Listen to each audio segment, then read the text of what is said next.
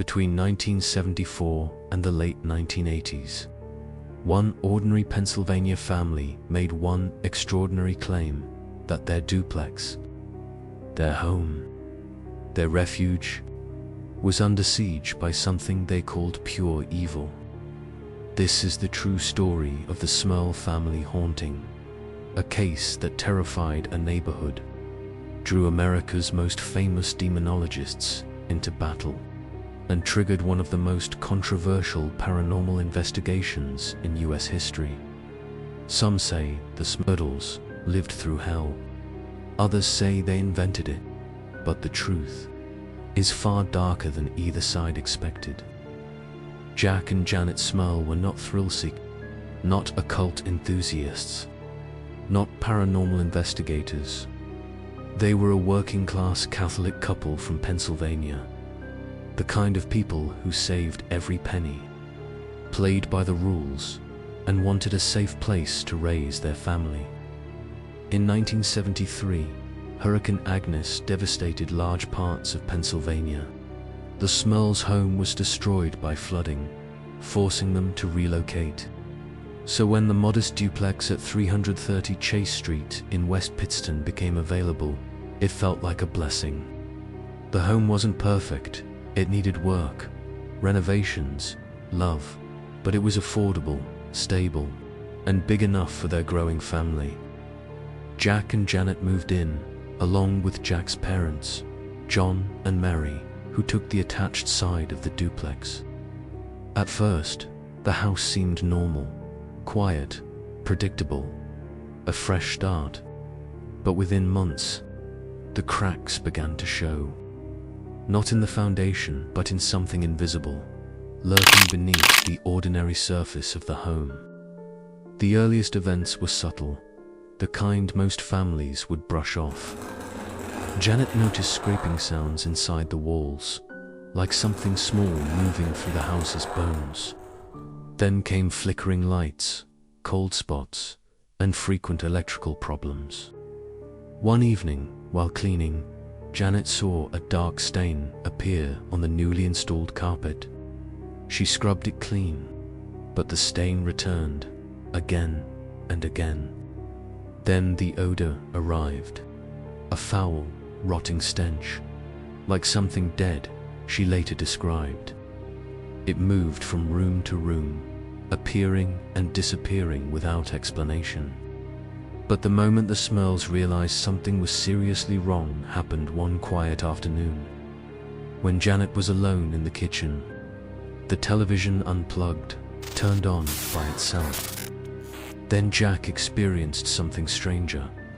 A cold gust of wind rushed through the living room, but no windows were open, no vents running, no draft possible. It was as though something unseen had just passed through him. Still, they stayed calm, rational. Maybe the house was settling. Maybe the wiring was faulty. Maybe stress was making them jumpy. They needed more than cold spots and strange noises to believe they were haunted. And they were about to get it. By 1977, the activity wasn't mild anymore. It was aggressive. Objects vanished, then reappeared in impossible places. Drawers opened on their own. Knocking sounds echoed through the walls at night. The family dog began growling at empty corners of the room, eyes locked on something no human could see. Still, the Smurls tried to endure it quietly. They didn't want to be ridiculed, or worse, dismissed as crazy. But something in the house wasn't waiting for permission to escalate. The first physical attack, Jack was in the basement, repairing pipes, when something slammed into him from behind, hard enough to knock him to the concrete floor. No footsteps, no warning, just a sudden, violent force. He described it as like being hit by a giant, invisible fist. When he looked behind him, he was alone. Whispers in the night. Janet started hearing faint whispering in her ear as she slept. The words were never clear, but the tone was unmistakable. menacing, hateful, mocking. Jack began seeing shadow figures, humanoid shapes darker than the surrounding darkness. But the most chilling moment came when their young daughters, Dawn and Heather, began waking up terrified, telling their parents someone was floating above their beds at night, watching them. The entity grew bolder. Janet claimed she was levitated one night while lying in bed, lifted several inches into the air before being dropped violently. Jack reported being sexually assaulted by an unseen force not once, but multiple times, an experience he described with shame and horror.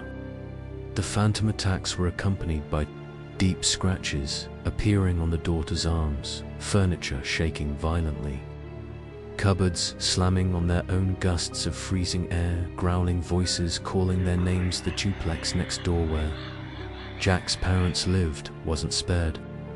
Mary Smurl claimed she saw a transparent figure, tall and humanoid, drift silently through her living room. John, Jack's father, heard footsteps pacing the hallway at 3 a.m. when he went to investigate. He found the kitchen chairs stacked precariously on top of each other. By 1986, the Smurls were desperate. Priests had visited the house multiple times, blessed the rooms, burned incense, recited prayers, but nothing changed. Then Jack and Janet made a decision. They reached out to Ed and Lorraine Warren, America's most famous demonologists, known for the Amityville case and many others. The Warrens arrived quietly. No cameras, no reporters. Lorraine Warren later claimed that as soon as she stepped inside the house, she felt a dark, oppressive energy, like the air itself was suffocating her. Using Catholic rituals and methods they had used for decades, the Warrens investigated the home for months. Their conclusion: the Smurls weren't dealing with a ghost, not a poltergeist, not a wayward spirit. Lorraine believed this was a demon. It hated the family, and it wanted to destroy them. The Warrens said there were multiple entities in the home, including a powerful demonic presence, a female spirit, *, a male spirit, a shadowy, shape-shifting figure. Lorraine claimed to see the demonic entity, according to them, was the one manipulating the others, using them like puppets to torment the Smurls. When the Smurl story hit the media, the reaction was explosive. Newspapers camped outside the house. Neighbors were interviewed. Some swore they'd heard screams from the home at night. Others dismissed the story as impossible. Rumors spread through West Pittston like wildfire. People drove by slowly, whispering prayers. Teenagers dared each other to touch the front door. Priests from nearby churches visited to offer support. But with publicity came criticism. The Committee for the Scientific Investigation of Claims of the Paranormal sent investigators to examine the case. Their conclusion: there was no evidence of the supernatural. They suggested the Smurls were misinterpreting natural occurrences, or even fabricating them. Psychologists argued the events were a product of stress, sleep deprivation, or mass hallucination within the family. Still, the questions remained. Why would an ordinary private family invent a story that made them the target of national ridicule? Why endure years of scrutiny, skepticism, and relentless media pressure? And if it was a hoax, why did they never profit from it? By 1987, the haunting was at its peak. The smells, the attacks, the noises, all constant, all escalating. The Warrens claimed the demon was becoming enraged by the attention, lashing out harder than before. Priests attempted multiple exorcisms. During one exorcism, Jack claimed the entity manifested as a dark mass that hung in the air like a cloud, an oily shape that pulsed and vibrated. Lorraine said she saw a grotesque creature, half human, half beast, drifting through the ceiling before vanishing. The attacks intensified. Janet was dragged from her bed. Jack was pulled toward a mirror with enough force to crack it. The daughters saw a floating, faceless figure in their bedroom loud. Violent pounding shook the walls for hours at a time, but after the third exorcism attempt, the house suddenly grew quiet. The smells faded. The shadows retreated. The nights became still again. For the first time in years, the Smurls slept through the night. It seemed like the nightmare was over. In 1988, the family moved out of the duplex. Whether the haunting had truly ended, or whether they simply couldn't bear another year there, remains debated. But after they left, the activity stopped. The new residents reported nothing strange. No voices, no shadows, no attacks. Skeptics said this proved the haunting was psychological or fabricated. Believers said the demon had attached itself specifically to the Smurls, not the house. Both sides argued endlessly, but the Smurls stayed firm in their story until the end. Jack later said, "We didn't want any of this. We only wanted a home. Instead, we found hell." In 1986, authors Ed and Lorraine Warren, along with writer Robert Curran, published The Haunted: One Family's Nightmare, documenting the case. In 1991, the story was adapted into a made-for-TV movie titled The Haunted. But even decades later, the case remains one of the most divisive in paranormal history. Believers say the Smurls were genuine victims. The Warrens confirmed strong demonic activity. The physical attacks cannot be explained.